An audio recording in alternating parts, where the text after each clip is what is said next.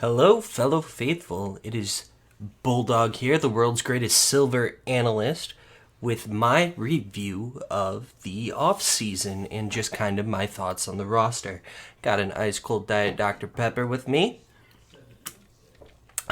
Let's get right into it. So, I just kind of want to go over the good and bad that I think directions our offseason took. Luckily, there's a lot more good than bad. To start off the good, I think we really lived up to the name of our brand, and we went really counter to the trends. The trend was to take high-risk investments on young talent. So many teams have done this. Dignitas, Immortals, FlyQuest, Golden Guardians. There is a lot of competition for the young talent, and teams really overlooked a lot of the more veteran talent that was available. And I think we did a good job of recognizing what was available to us, what we would be able to get, and what would work well together. And we had a clear direction with what we were going for. We recognized that, hey, the format's going to change. It's Friday, Saturday, Sunday. That means one less block of scrims. So, having people that can get on the same page faster and adapt much quicker is going to be good. Guys are ready with fairly deep champion pools and knowledge of different metas and different styles of play will be very, very good. And kind of just building back on what made us successful, having players that weren't necessarily dominant in their roles, but were very smart, very hardworking, and innovative. And I think that's one of the things this roster is going to bring to the table very well. Like, guys like Pobelter and Wild Turtle have been doing it forever. Finn seems like a steal. He seems like a very good top laner who we can play strong side or weak side around. And it just seems like it's going to be a team of veterans that never really were the stars of their own team, will be allowed to figure out a direction on their own for how they want to play the game. Most of the time, these were the guys having to adapt around other players like your Doublelift's, your Bjergsons, your Impacts, your Jensens, guys like that, and take the back seat.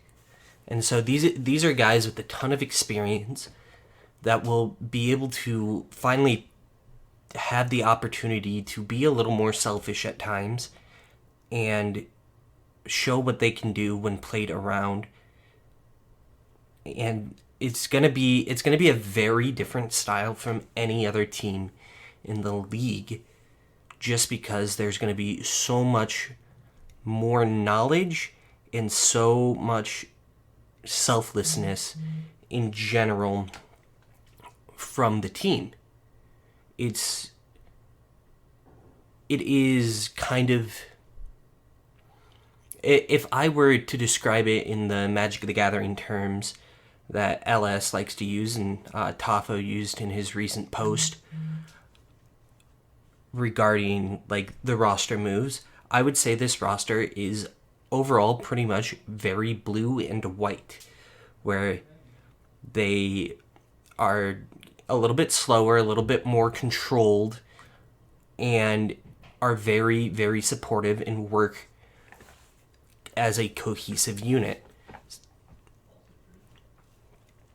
One other thing I really, really like that we did, and I've been harping on this for years, that teams need to be doing this, is we have two junglers.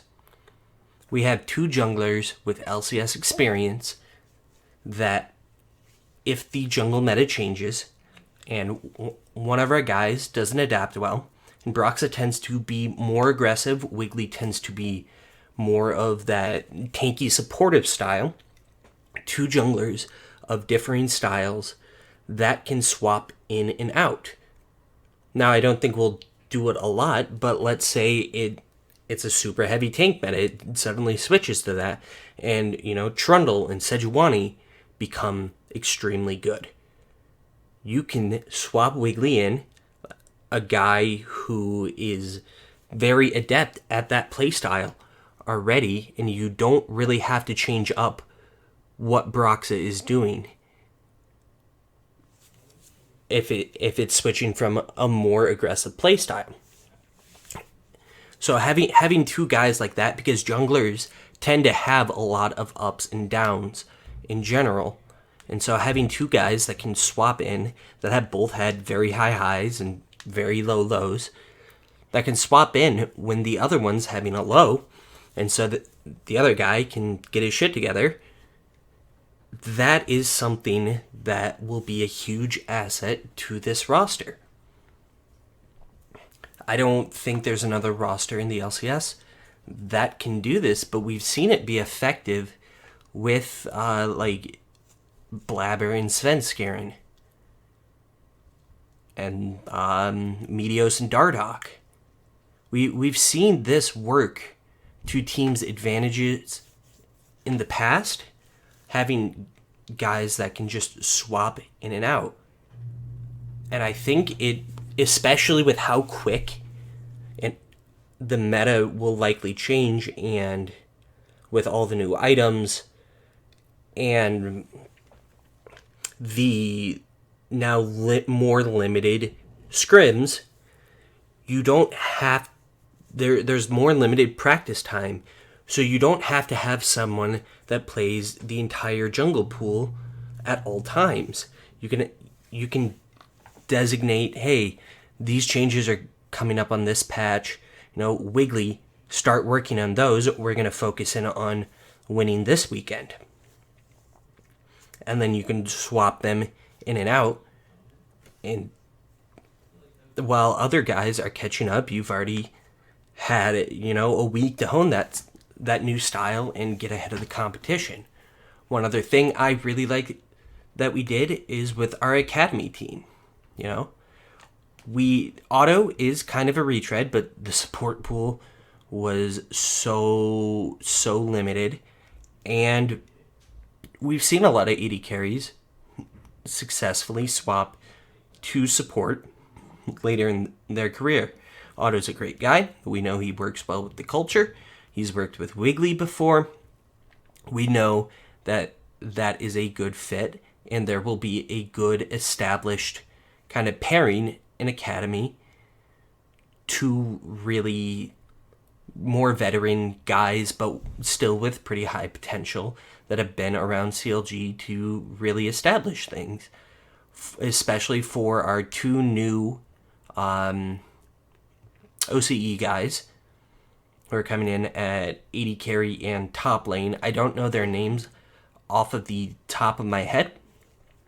And then Deus is moving to the mid lane and taking on the name RJS. Oh yeah, Wiggly is also changing to Griffin, which I think is a pretty cool name change, but it'll take a while to get used to. But overall, we have potential, a lot of upside from our academy squad, which is what you like to see. And I also like the coaching hire in Lod, or Benji now. But I liked Lod when he was an AD carry, and I like this trend that we're going for, where we're bringing in former players, especially guys that have been around a long time, that have more insight on the day-to-day of players and kind of what it's like to be a player in the trends across splits. and just the trend across the split, and can really talk at that high level with them. So I really like that move. I know a lot of people were like memeing on him because when he was 14, he jerked off on stream or something to like Tristana. I mean, it could have been Annie, could have been a lot worse, and we have all looked at weird stuff before. So, and the guy was 14. It was like 10 years ago. Like, if you had your browser history exposed when you were 14, you probably wouldn't. If your employment status was determined by your browser history when you were 14, you probably wouldn't have a job either. So I don't think it's that big a deal. I don't know why Reddit especially has been blowing up about it. It's just kind of weird. But I think it's a good hire, and so that is all the good. I think we did a very good job of kind of. The thing I liked is that we were looking where other teams weren't looking. We were getting value where it was available. We weren't reaching for young players just for the sake of them being young. We took guys that still have plenty of potential, guys that all have been to Worlds, all have had success, and all kind of have a similar play style, are very hard workers, good attitude, and I think Tafo has really taken charge, given us a clear direction, and done a really good job at the helm this first offseason. Because this is looking more promising than it has in a long time. There is the one elephant in the room, and that is Smoothie. I was not a fan of Smoothie. In general, I didn't think he was very good. But I have seen his work ethic in action.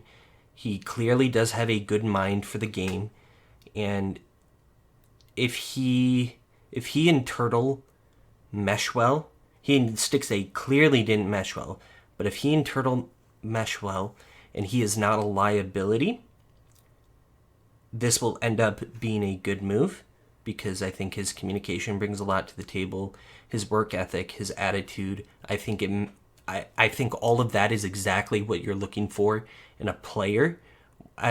Like, you could get a mechanically better guy like Hakuho, but the kind of word around town has been that Hakuho is one of those notorious paycheck stealers who just kind of does the bare minimum, and I think that's why doesn't have an LCS roster spot anymore, because he doesn't have the work ethic that Smoothie does. And so I think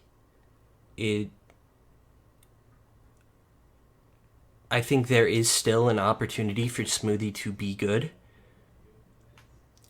I'm not terribly keen on it, but because he and Turtle are already so close, like, they live together, they're good friends, and I think it was part of the reason why Turtle came here, and he also fits that same philosophy as the rest of the team in that same direction that we're going for. So I worry about his ability to perform, but there is no questions about his fit, and there's already that mid-support communication established from previous splits. So there is some upside to having him, because you keep a lot of things intact between Pobelter and Smoothie, and bringing in a new support would have leveled the foundation even further, which I wouldn't have necessarily been opposed to that. But I think we're going for a very smart approach to the game, and a very teamwork oriented, this roster is very on brand for us. Kind of a bunch of the little guys and a bunch of guys in need of redemption. And that's kind of where CLG is at as an org. And it's a team that can really decide their own direction for their first time, because all these guys have had to constantly play around, bigger names, bigger personalities. These are all kind of more soft-spoken guys, but not... They're unselfish guys, but not afraid to communicate what they want. And I think that attitude is very fitting of the culture that we have established. And in terms of the rest of the coaching staff, I don't know who any of them are. Like, they announced the, other analysts and assistant coaches and whatnot. I don't really know who any of them are, but it seems like we have a good process in place and a good idea of really what we want. This could really be a roster that competes. It could be very, very sneaky good, because a lot of other teams will have a lot of growing pains, like Cloud9. We don't know what Fudge is going to be like. Sven is still overrated as hell. Perks, we don't know how he's going to do in NA. He's probably going to be really good. At 100 Thieves scares me, just because it's Golden Guardians of last year, but with Someday. So that's terrifying to me. Liquid, I'm not a big fan of Santorin in general. So, and I think it was just a case of FlyQuest, all the pieces clicking together perfectly. And Ignar also having the meta was also just right for them when they were good. Because Ignar always got an engaged support, Power of Evil got a control mage, Santorin always got a very supportive style of jungler where he didn't really have to do much except make sure solo didn't get dumpstered. So and Liquid has Alfari, so there's likely going to be a lot of growing pains, more growing pains elsewhere.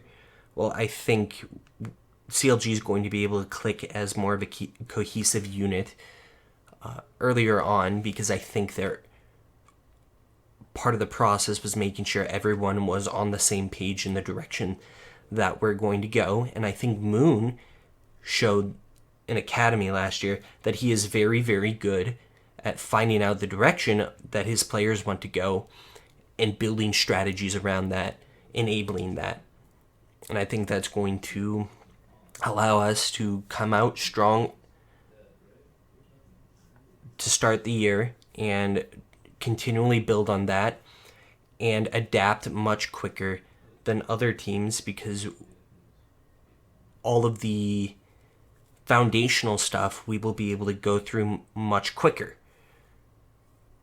So overall, really, really good direction that we're going. I didn't put all my trust in Tafo for nothing. He clearly understood what he was doing. He understood that, hey, there's a direction we need to go. We need to get value where we can, and right now that is the veterans with the drive to still succeed.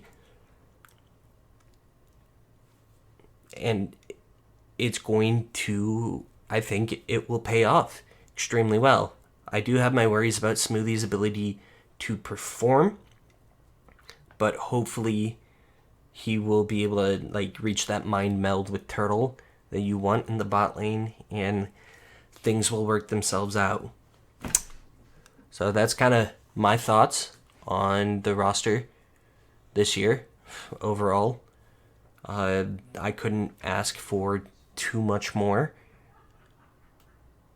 And I think it's going to be a good year. So go ahead and like, subscribe, all that good stuff if you haven't, and keep the faith. Remember to keep the faith.